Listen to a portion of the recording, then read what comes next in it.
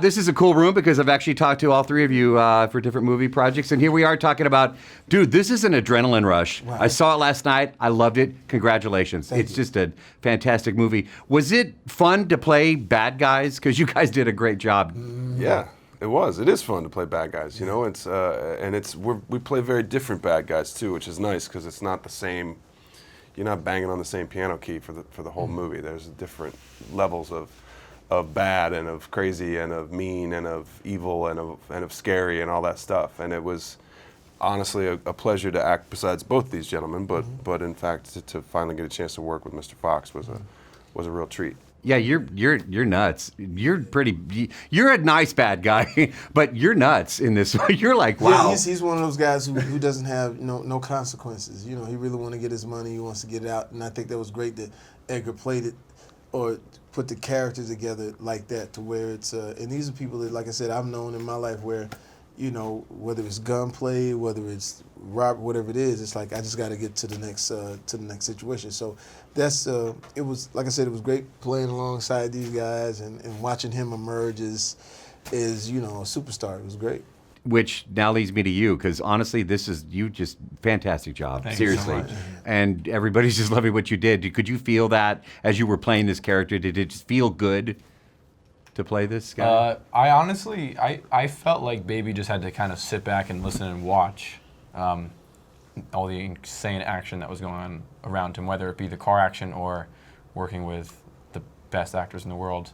My job was super easy. I just sort of had to put the sunglasses on and chill. Exactly.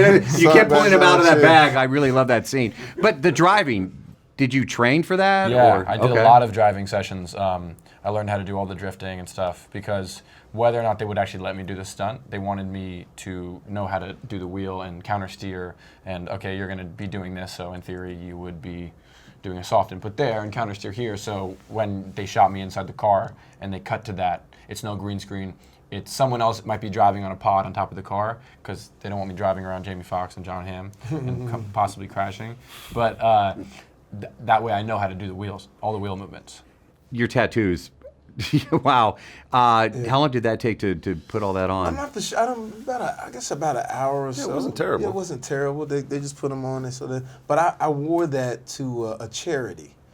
Like I finished doing what I had to do and flew to charity. For a charity. Okay, Jamie. And I'm there, and I forgot that I had guns on my hands. So I'm like, "How y'all feel? We need the money. We need the money."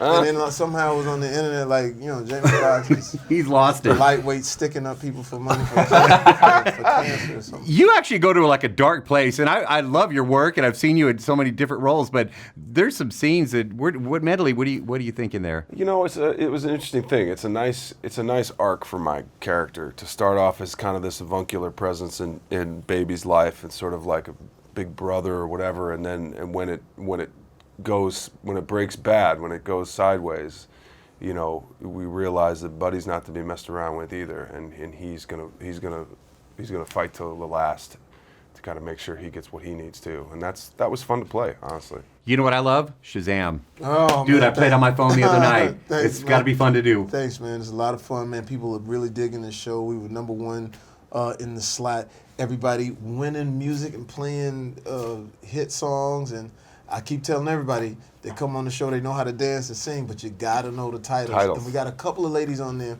A lady from South Carolina, who she's like 63 years old. She comes on dabbing, and was like, I said I had to learn not to judge the book by its cover because she knew all of the hip hop category. You know, so a lot of money's given away, and like we've had a lot of great stories too. The theme was a lot of people were trying to win money for their student loans. We can't pay our student loans back. So from Billings, Montana, father-son team, they end up winning like $250,000. And the father starts crying and says, I can put my babies through school. So it's fun, it's heartfelt, and it's a good ride over there.